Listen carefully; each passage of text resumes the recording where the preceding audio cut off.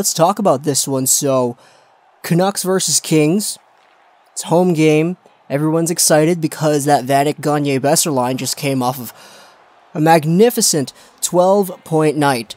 And the Canucks, they play the Kings today. So, game.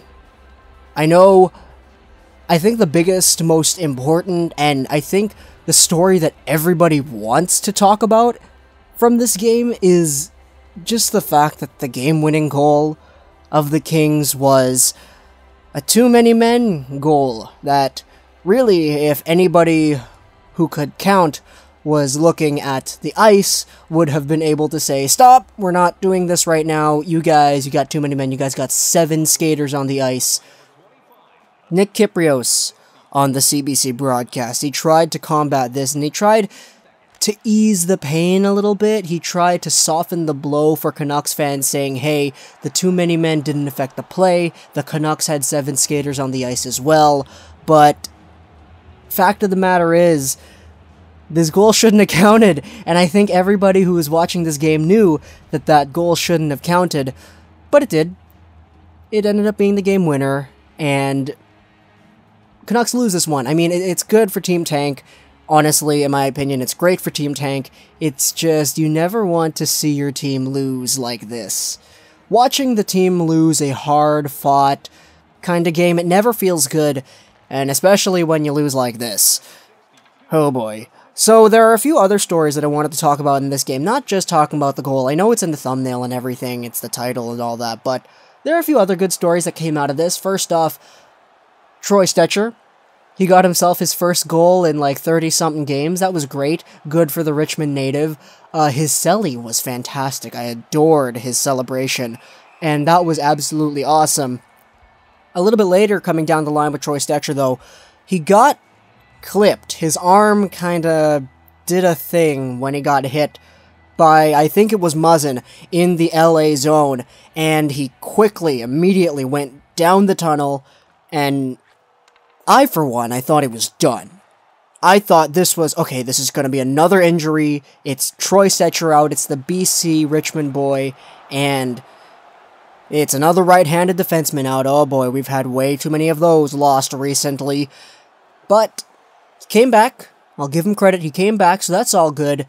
Another good thing about this game was Nikolai Goldobin, as he was able to step around DREW DOUGHTY.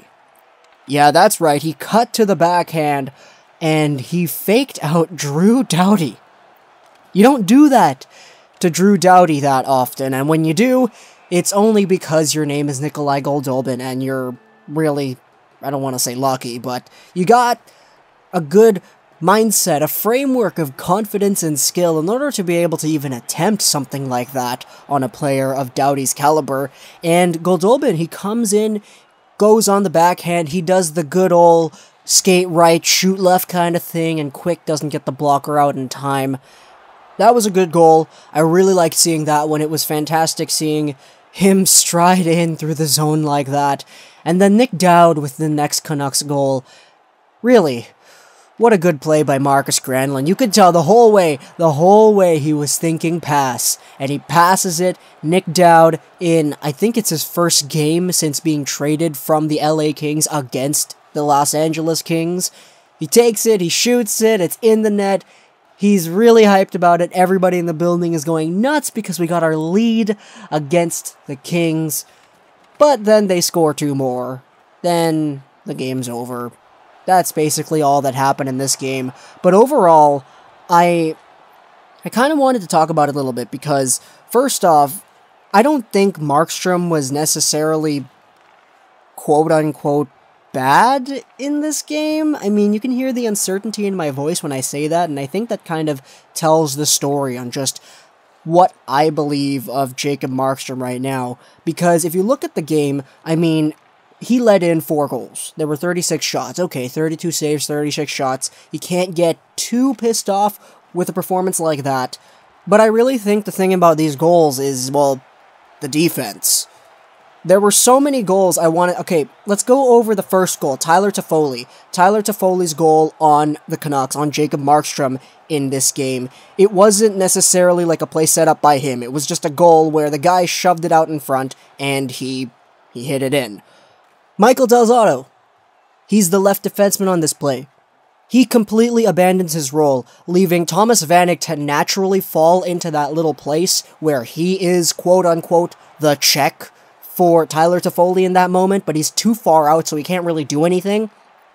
Michael Del Zotto ended up on the far side of the right side at the end of this play, and that was not a good decision, in my opinion. I felt like once the guy came in with the puck, both of the defenders and two of the three forwards, they all gravitated towards him, and he was going on the left side. Meanwhile, Tyler Toffoli sneaks up on the right side. So that first goal, it wasn't really a good play where I thought, oh, nothing they could have done there. That was just a good skilled play by both of the players on the team that got like assists and everything. That was just a goal that I don't think the defense was there for. Same thing can be said about Kyle Clifford's goal that tied the game up at 3. This one, you got Hutton and Goodbranson. Goodbranson, I believe he's on his way out. I think by a week from now, he's not in a Canucks uniform anymore. Same thing can be said about Kyle Clifford's goal, the goal that tied the game up here 3-3. This one, I didn't like it at all. And the reason I didn't like it was because you got Hutton and Goodbranson, the left-hand D, the right-hand D. You know how it works. So, Hutton's check on this play is Trevor Lewis. Lewis is the one who brings the puck into the Vancouver Canucks zone. Lewis then circles around near the perimeter of the face-off circle, right near the wall. So, he circles around. Hutton, he's got to do a little bit of a pivot because he's sticking with his man. But Lewis is able to gain so much space, and Hutton doesn't challenge him at all. Hutton's just standing there. He doesn't really do any. He skates a bit towards the guy, then he stops a little bit. He doesn't even try to not get the guy to shoot. He doesn't try to even get in front of that shot or whatever, and I don't want to be one of those people who's like, oh, shot block, shot block, shot block. You always gotta block shots. That's fine, but the guy had so much space, and he just let the guy shoot. And what I didn't like about this play specifically from Ben Hutton is the fact that he waited for the guy to shoot. Instead of going and challenging the guy dead on, he went in front of his lane and he just stood there. He stopped a little bit, he just stood there, and the puck went through him and the stick. I didn't like that play because if he just challenged the guy immediately, right off the bat, after doing a short pivot, he would have been able to get him. Of course, he had so much space. This isn't a play where you could say, oh, it's the back-checking forwards guy, and it's the back-checking Daniel Sedin's role to go and challenge the guy. Okay, no. Daniel Sedin, he went over and he stood there too. He didn't do anything. So, I didn't like the first play that initiated that goal. And the second play that I didn't like was Goodbranson. Because the way the thing is set up in this particular scene, after Lewis sends the puck over towards the net, in order for Clifford to, take it on the forehand, pull it over and score, whatever, there are two guys in the front of the net. And one Vancouver Canucks player, and that's Eric Goodbranson. He's got the guy on the far side. Clifford is there on the short side. Goodbranson can't do anything. He's in the middle. But after Clifford gets the puck, and after Clifford starts banging away at it or whatever, Goodbranson just stands there too. He even kicks it back over to Clifford. I mean, you could say, oh, he's trying to kick it away from the guy on his left side. Yeah, well, Clifford was on his right side. So what was that? I didn't like the defensive play in the Canucks zone on that 3-3 goal one bit. And you can say that I'm being really harsh towards these Vancouver Canucks players right now. You could say, oh, dude, it's one goal. It was one play. It's one split-second decision that decided that moment. Yeah, well, it was the wrong decision. It was the wrong decision for Hutton to not challenge Trevor Lewis. It was the wrong decision for Goodbranson just doing everything that he did there. I mean, there's not that many things that he could have done to come out of that play successfully. I'll give you that much. But I didn't like the effort that I saw there. I didn't like what I saw. And overall, the Vancouver Canucks and the way they played this game, I didn't think that it was necessarily the best in their own zone. I mean, it could have been a little bit better. Markstrom maybe could have had a few more pushes in him left and right or whatever, but I don't want to blame a loss on the goaltender. But At the same time, you know, it's one game. Besser was pointless in this one, so there is no life inside of me right now coming out of this game.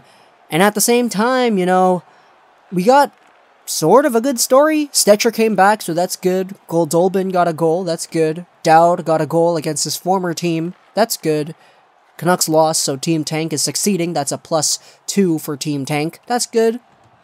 Overall, it was a good game, but it wasn't a pleasing watch, that's for sure. Hope you guys enjoyed this video for Plusing Natural Shows like Nash Guys and Gaming, and bye.